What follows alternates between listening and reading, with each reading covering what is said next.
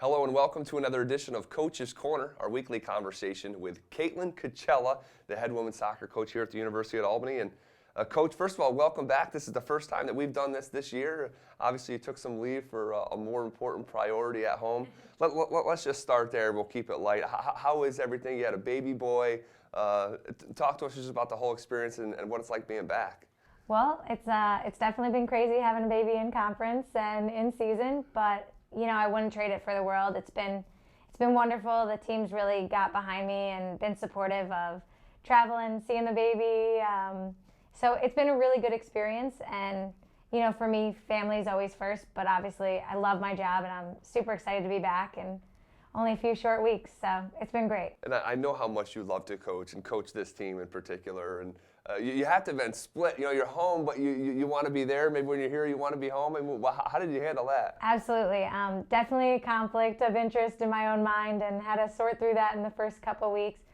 But I think, you know, just all the support has just been great. I mean, from our athletic director to my sports supervisor to the team, it's just been amazing. When you were at home and you know your associate head coach, Nick Boquette, was taking over, how did you think he did and how did you think your team played in your absence?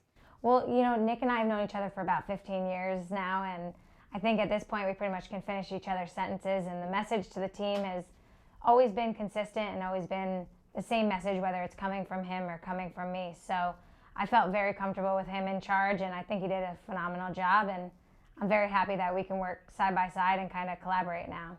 Okay, so you guys just started the conference season. You get a win over Binghamton, and then you drop one recently against New Hampshire. What did you think about your team's performances in both of those games? Well, I think, you know, Binghamton being at home, it was a little bit easier for us to be at home with our fans and have our home opener, and it's always a little easier to get the win when you're home. So when we went on the road to UNH this past weekend, you know, we knew it was going to be more of a challenge, and unfortunately, you know, they got on the board first in the first half. And although we dominated the second half, it was just kind of a little too late at that point. So just a lesson to learn at that point and go from there moving forward. What type of team do you think you have this season? Well, we're very strong in terms of our senior class. We have a lot of seniors that are on the field, so we've got a lot of leadership. And we're really, you know, we've also got a lot of young players, so we've got kind of a mix. And I think that the more that the girls come together and the more that they play together, the more that we're learning about one another. And really, I think this has been the best year in terms of team chemistry that we've had since I've been part of the program. And I think that not only helps us on the field, but it helps us off the field as well. And you guys have a great depth on your team. I've seen some of the participation. You guys have had sometimes 18 players, you know, contributing. That's got to help you down the stretch of this season when you get into that grind, right? Yeah, absolutely. We're hitting that time in the year where players are starting to get tired. Some players are going through ups and downs, whether it's academically, socially, you know, whatever, you know, young players are going through at this time. And I think for them, it's having the ability to have that depth on the bench is huge, because somebody might be going through something one day and be able to perform at their best the next day. So it's been really helpful for us.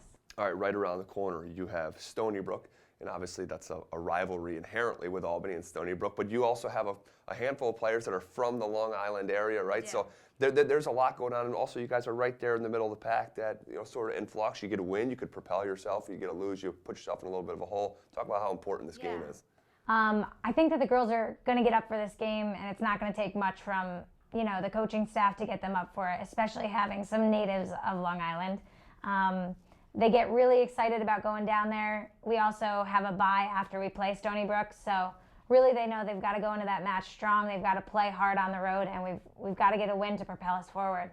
All right, best of luck, and great seeing you once again. Good to see you as well. All right, that'll do it for this week's edition of Coach's Corner. As always, you can catch Caitlin and I next week, recap the Stony Brook match, and look ahead to the rest of the America East schedule. For Caitlin Coachella, I'm Zach Bye. We'll see you next time.